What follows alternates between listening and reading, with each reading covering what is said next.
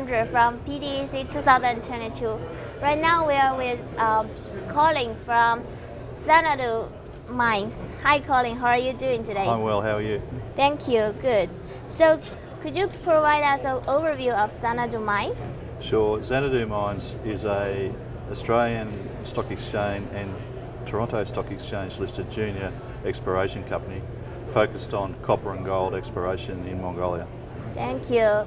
So talking about the Mongolia, why is that you choose Mongolia and what are the pros and cons there?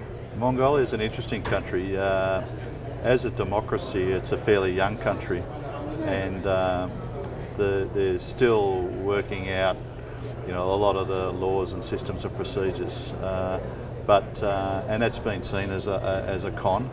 But they are certainly working towards fixing that, and have recently started working on a new mining law which will make foreign direct investment much more attractive.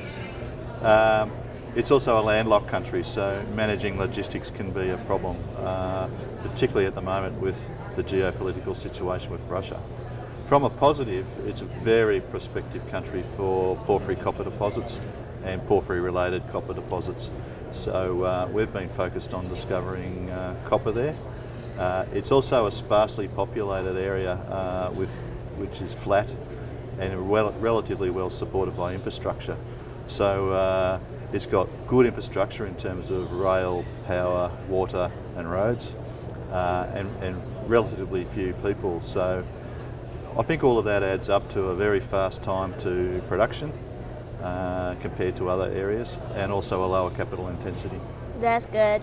So talking about your recent project, the Karmatai project, do we have any upcoming news or events? Sure. Karmatai is a large porphyry deposit, very similar to Oyu Tolgoi.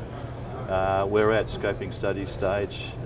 We've recently done an updated mineral resource, which has 1 billion tonnes of ore containing 3 million tonnes of copper and 8 million ounces of gold.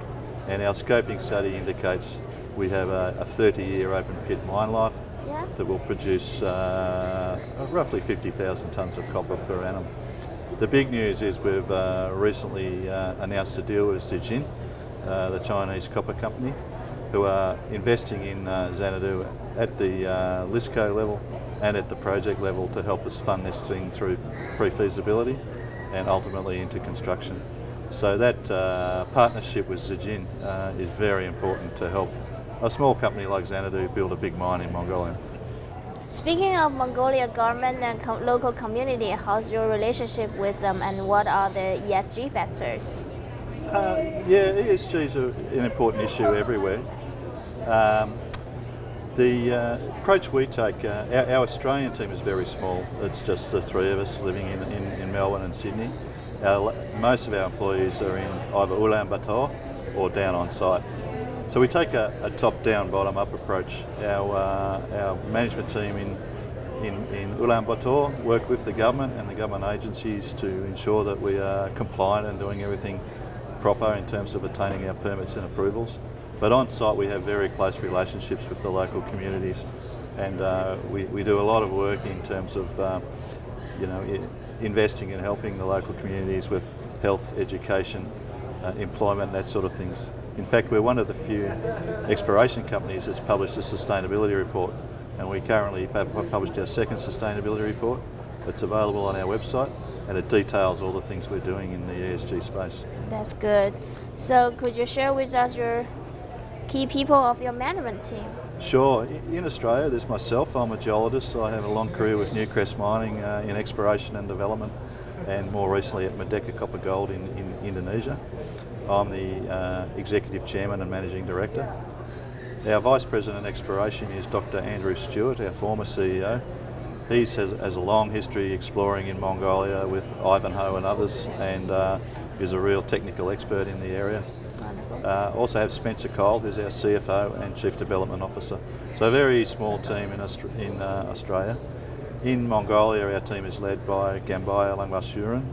Gambaya is the founder of the company and is the main man who looks after the team there. We also have a Chief Operating Officer in Mongolia. So during COVID, the guys and girls up in Ulaanbaatar managed to keep operating through all the restrictions, maintaining good health and safety and achieving all of our technical goals. Thank you. So would you say that your company, Xanadu Mines, is undervalued and why? Yeah, we're clearly undervalued at the moment.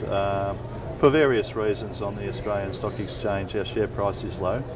However, the see-through implied enterprise value once the Zijin deal is completed is significantly higher than our current market cap. Also, if you look at the project itself, Yeah. on any metric, be it enterprise value per tonne of copper, we are significantly and demonstrably undervalued. So I think that there's only one way, and that's up for Xanadu. Yeah. Thank you. Thank you very much. That's all my questions.